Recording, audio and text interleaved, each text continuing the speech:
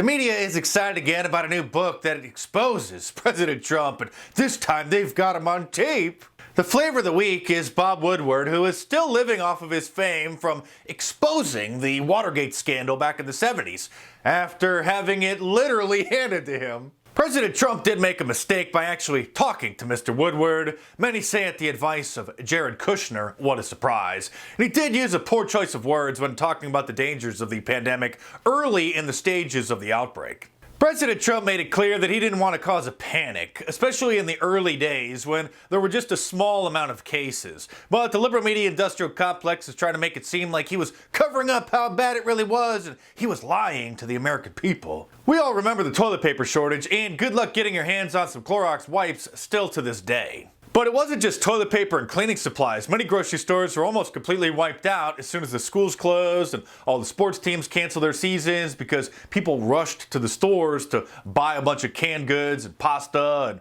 everything else. Kayleigh McEnany did a fantastic job mopping the floor with the fake news media as soon as word broke of Woodward's new book. This new book says that President Trump didn't want the American people to panic. This president does what leaders do, good leaders. It's stay calm and resolute at a time when you face an insurmountable challenge. That's what this president has done. It will not appear that the president lied to the American public about the threat posed by COVID. The president has never lied to the American public on COVID. The president was expressing calm, and his actions reflect that. On January 6th, the CDC issued a Wuhan travel notice before any confirmed U.S. cases, among a number of other actions. And I'd refer you to Dr. Fauci, who said that this president has an impressive response. I can't imagine under any circumstance that anyone could be doing anything more. That is the record of this president. John.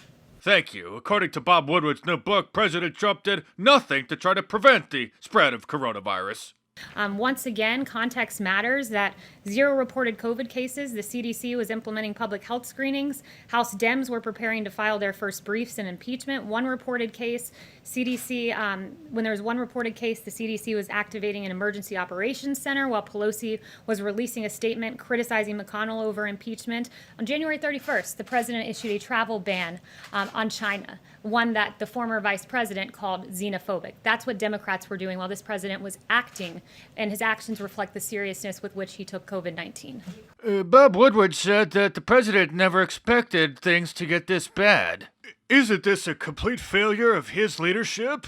As I noted to you on January 9th, the World Health Organization said it does not readily transmit between people. And on January 14th, the World Health Organization said no clear evidence of human-to-human transmission. Clearly, that was not true. Even on February 29th, as the virus was spreading, the WHO put political correctness first by opposing travel restrictions. Note that on January 31st, President Trump put into place those travel restrictions that Democrats called xenophobic. Shame on them. There is something very interesting from Bob Woodward's new book and the audio tapes. However, when he asked President Trump about his white privilege. Do you have any sense that that privilege has isolated and put you in a cave to a certain extent, as it put me and I think lots of white privileged people in a cave, and that we have to work our way out of it to understand the anger and the pain, particularly black people feel in this country? No, you really drank the Kool-Aid, didn't you? You listened to you. Wow. No, I don't feel that at all. Yes, they have drank the Kool-Aid. And have you heard that President Trump signed an executive order to cancel the white privilege re-education classes that many government employees were having to take? President Trump's former lawyer, Michael Cohen, also has a new book that just came out, as the Democrats are in the final rush to cash in on their Trump bashing, as they hope to finally get rid of him in November. The media thought it was a big bombshell that Michael Cohen revealed that Donald Trump had recorded a skit where he belittled an actor playing President Obama. Michael Cohen makes it seem like it was this big secret and Trump did it for his own pleasure, when in reality it was a skit that he recorded for the 2012 Republican National Convention that apparently just didn't air for whatever reason. Michael Cohen has secretly recorded conversations with numerous people over the years, and here's one tape that you won't hear on CNN. Chris Cuomo writing the script for a live interview on his own network that hasn't yet taken place. He gives it his all. He tries his hardest. He plumbs the depth of his legal well. But in the end, Chris Cuomo clearly still senses that his friend Michael Cohen could be in serious legal trouble anyway. So he offers to get the big guns involved. Listen. How do you get in trouble? You don't get in trouble legally. I'll ask, I'm going to make some phone calls on that and make sure that you can't get. You heard that. I'm going to make some phone calls and make sure you don't get blank. Presumably you don't get indicted. Chris Cuomo offers that help to Michael Cohen unsolicited. Did Chris Cuomo call his brother, the governor of New York, on behalf of Michael Cohen? We don't know the answer to that. We do know that whatever Chris Cuomo did, it didn't work. In the end, Michael Cohen went to prison anyway, but Chris Cuomo did try. Even back then, Cuomo understood that Michael Cohen could be useful someday. And indeed, Michael Cohen definitely has been useful. Tonight, 2 months before the presidential election, Michael Cohen is appearing on CNN in primetime to make the case against Donald Trump. Peter Strzok also has a new book which just came out, but so far I haven't seen him doing any interviews because the media is probably quite embarrassed about how that whole thing turned out. President Trump's disgruntled niece also has a new book that came out recently, and she's basically co-hosting Richard Maddow's show because no matter what happens now, she has Trump's niece on to hear what she has to say. She's a political expert, don't you know? These books have a lifespan of maybe a week, and in the case of John Bolton's book, just a few days. Oh, you forgot that John Bolton wrote a book.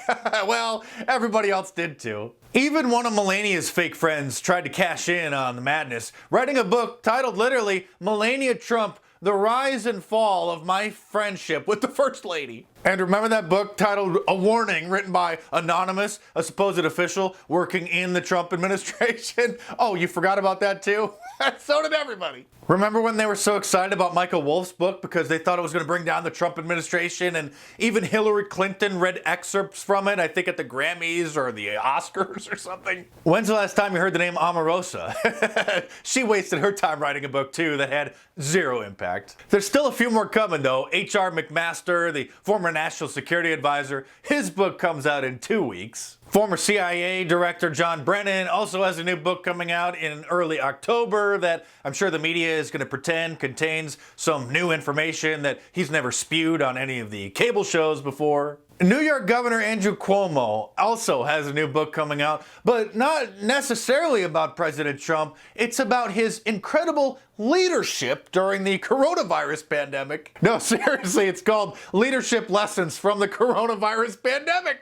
Yes, he's such a great leader. Just ask anyone with a family member living in a nursing home in New York. We are living in the Twilight Zone or Bizarro World or Idiocracy, whatever you want to call it, because pretty much everything that the media reports on is exactly the opposite of reality. The fake story in The Atlantic last week about President Trump's supposed comments disrespecting our veterans has been thoroughly debunked, so everybody's forgotten about that already. Now it's time for the book tours, and despite wanting to go green, the Democrats sure are wasting a lot of paper these days. And speaking of books, I have a new one coming out, as you may know, but mine will be good. And the release date's going to be a surprise, but it will be at some point before the election. Hopefully I'll still have my social media accounts to make the announcement when it finally comes out, but thankfully Breitbart, Fox News, Newsbusters, The Washington Examiner, The Blaze, and other outlets covered me being censored on Facebook about my Kyle Rittenhouse coverage. But despite multiple outlets reaching out to Facebook and asking them why they took down the post and why they issued me a community guideline strike on my page, Facebook still isn't backing down. They're saying that they made the right decision. And since Facebook is in the business of censoring the truth, they've inspired my new The Truth is Being Censored shirt. We all know that the truth is being censored on social media, so to support my channel, spread the word, and signal to others who are in the know, order my new The Truth is Being Censored shirt. Like all of my designs, it's available in a t-shirt, long sleeve, and a hoodie, and a whole bunch of different colors as well. So head on over to my online store, markdice.com, or click the link in the description below, and check it out!